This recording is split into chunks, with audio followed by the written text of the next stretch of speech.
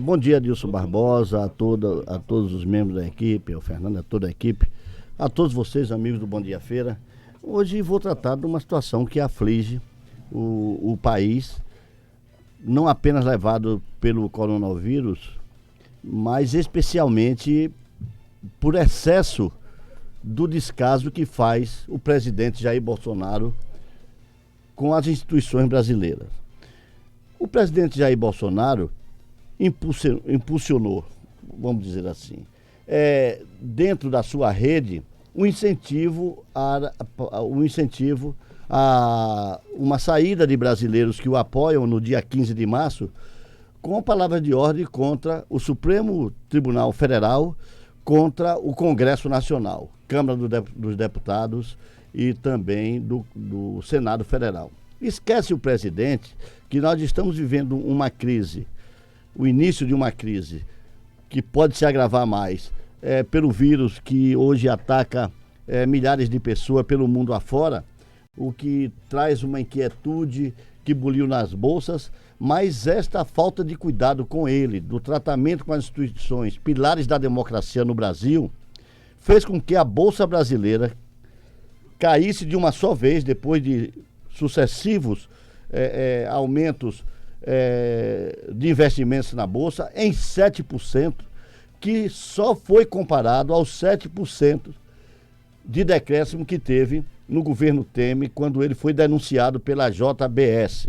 Só que naquele período eram 93 mil pontos, o que dá 7 vezes 9, 56, 5,6 o real líquido. Hoje é 7% de 105 mil pontos. Não venham me dizer que é só por causa do coronavírus. É pela insegurança que causa as palavras do presidente, buscando uma crise institucional.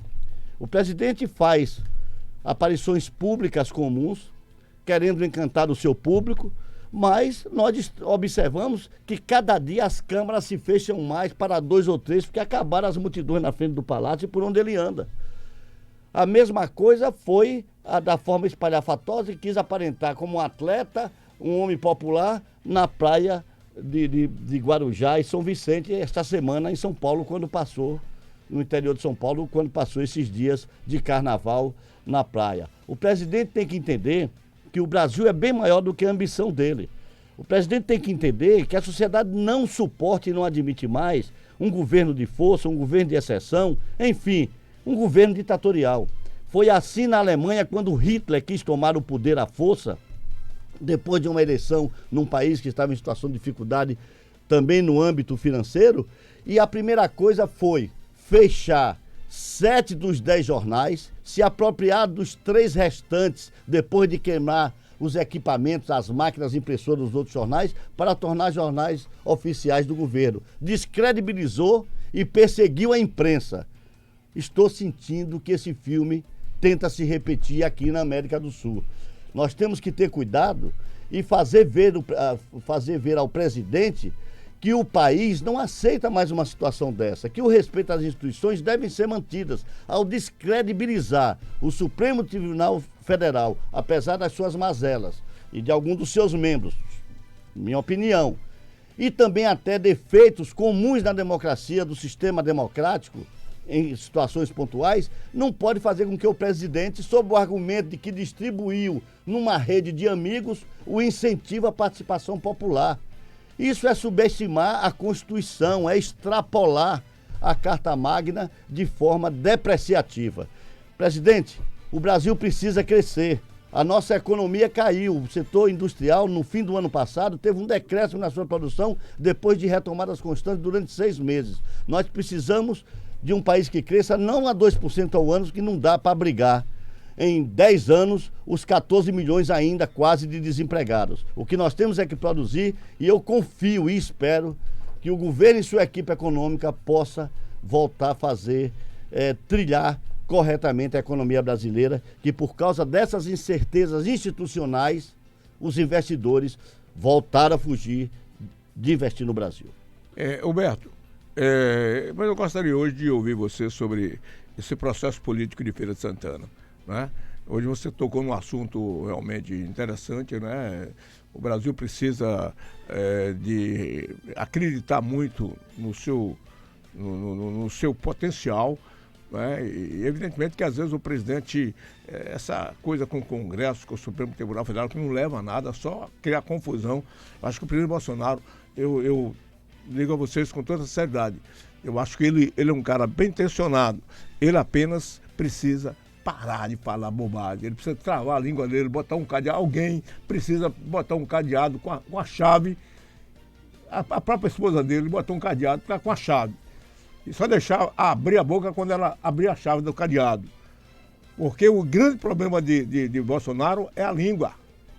Só a língua. Porque a economia começa a andar, ele tem um ministro... a revista Veja dessa semana traz uma reportagem com um ex-professor, que virou professora, né, dele, mas um cara muito credenciado nos Estados Unidos e que elogia muito a política de Guedes. Foi aluno dela, hoje ela era homem, era professora de Harvard, fez operação de transgênero e hoje é uma professora, já de seus 70 e poucos anos. Mas isso não tem nada a ver com o conteúdo da economia que ela prega. Então o que o presidente precisa é um cadeado naquela zorra daquela boca. Bota um cadeado, Bolsonaro. Entrega a chave para tua esposa. Parece que ela é mulher equilibrada. Não tem bom senso. E só abre a boca quando tiver certeza, Bolsonaro.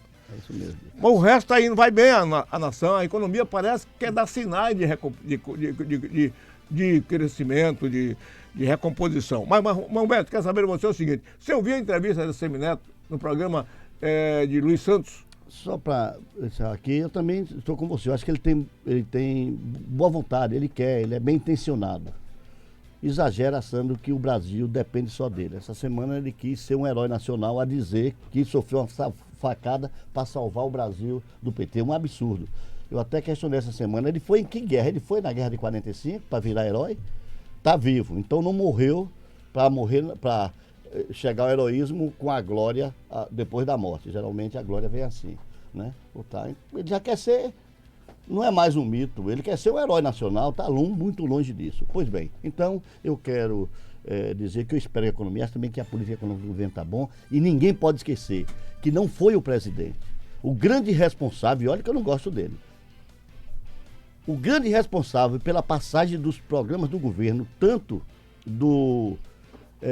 a reforma da Previdência, como também o projeto de Moro e Alexandre de Moraes contra a violência e a corrupção, os grandes responsáveis pela aprovação não foi Bolsonaro, que ele fez um bocado de bobagem falando, foi Rodrigo Maia que salvou o Brasil, porque tinha que se fazer a reforma da Previdência, e dou 10 à equipe do governo e todos que compuseram, claro que tem desajuste aqui e ali, e também contra a corrupção, que foi de Moro e Alexandre, juntou os dois e fez um só.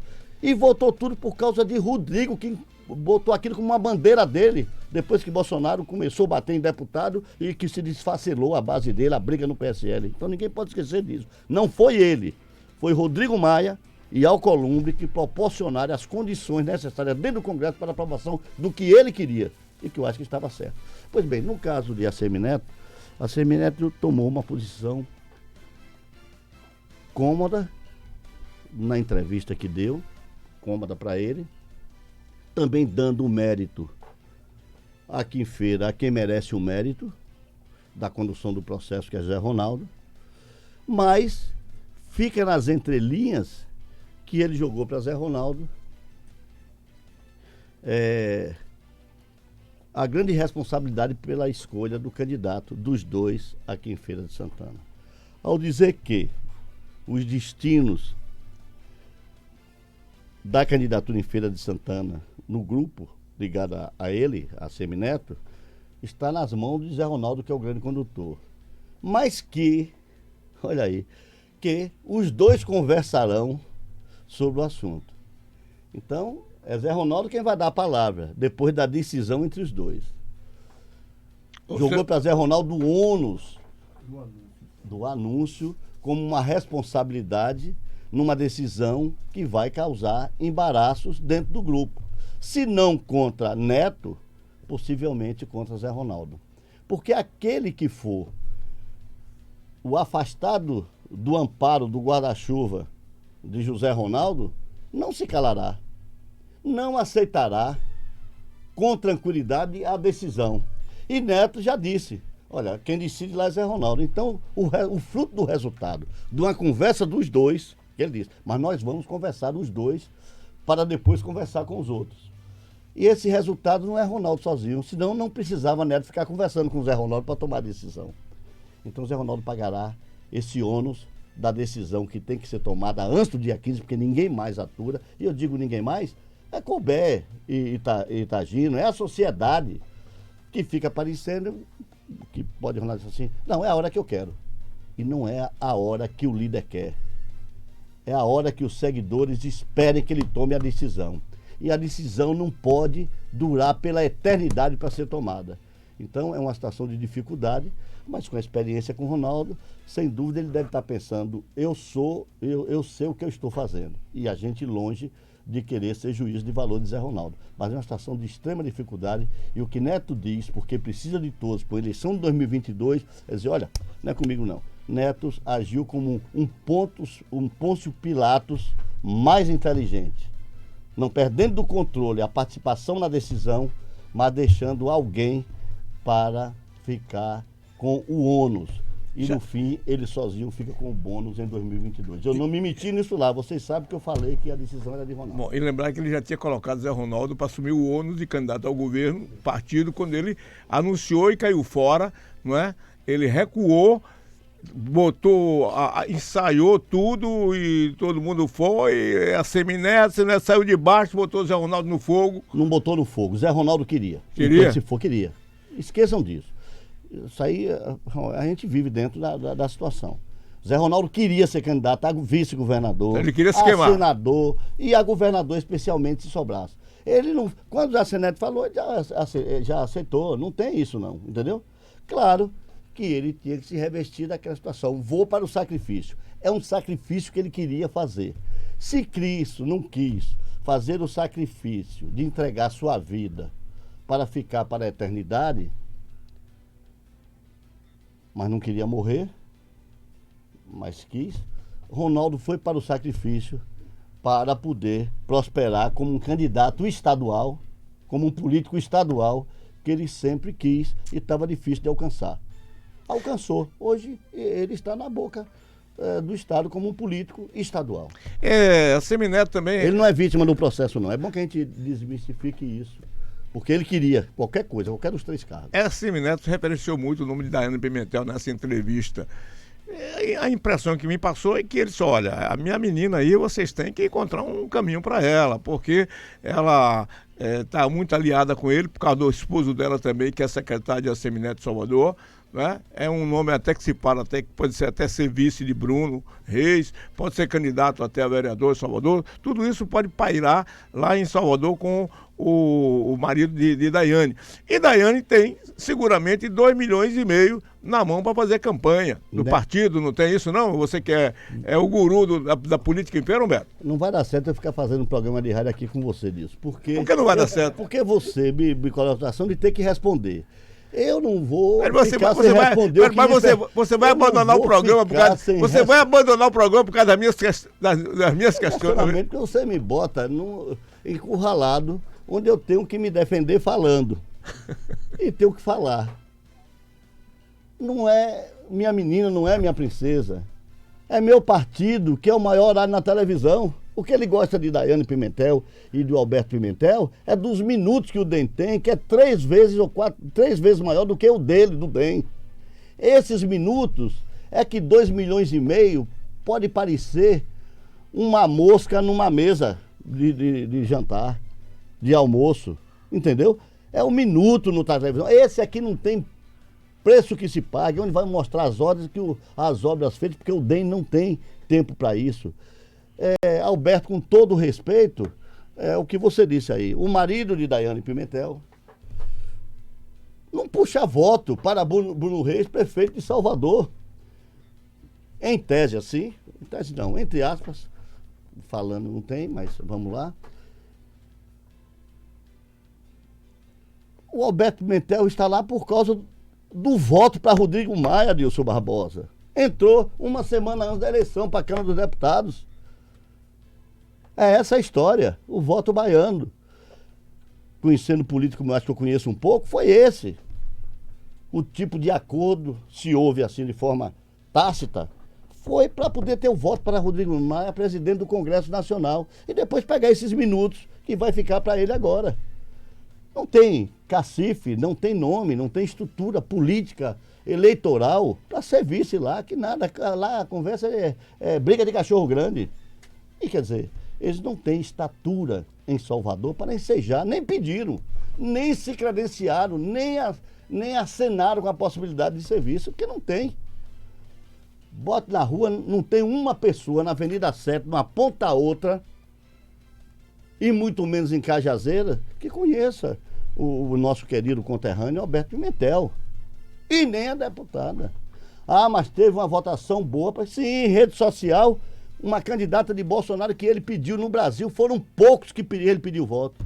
E um desses poucos, 8 ou 10, foi o menino da Paraíba, que já está contra ele também, e radialista, se o nome dele é William, não. Bem, e ela, das raras manifestações de Bolsonaro pedindo voto para um candidato. Foi assim. E é por isso que teve a votação. A gente vai ter que esperar mais 2 anos para ver o resultado da votação na próxima eleição. Eu não sei quando é. Vou torcer para que dobre. Mas corre o risco de ser menos da metade. Bom, e depois desse pito que você me deu agora, esse puxão de orelha, você... Seja mais ameno com as perguntas para mim, para eu ficar enrolando aqui, porque senão você me coloca de maneira tal que eu tenho que falar o que eu sei e o que eu penso, que nem tudo que a gente pensa pode estar falando, e aqui eu sou obrigado a falar tudo o que eu penso. Aí complica. Bom, felizmente você foi pegar o livro de São Cipriano para ler, decorar, não é? E também um pouquinho de Maquiavel, né? Uma leitura. A de Maquiavel, acho que você leu mais do que São Cipriano, viu? É porque está no ideário de todo mundo. Não, e que ali é a cerne da condução da política, foi de Maquiavel mesmo, ele é fantástico. E não é por mal, tudo é por bem.